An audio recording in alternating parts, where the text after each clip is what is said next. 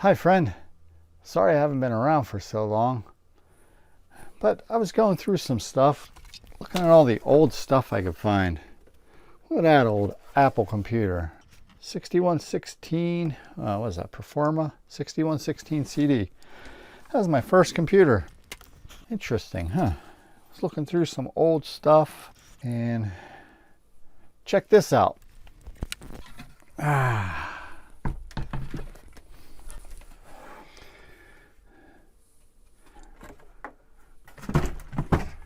Got these motors here and this drum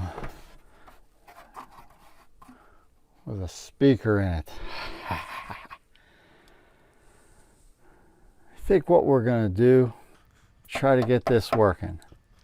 I'm one of those guys that loves modulation. Phaser was my very first pedal I ever bought when I was a kid, and I've just been hooked ever since. So I'm really looking forward to getting this Leslie running with my guitar amp.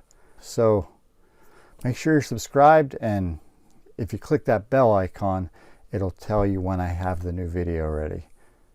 So if that sounds good, I'll see you then.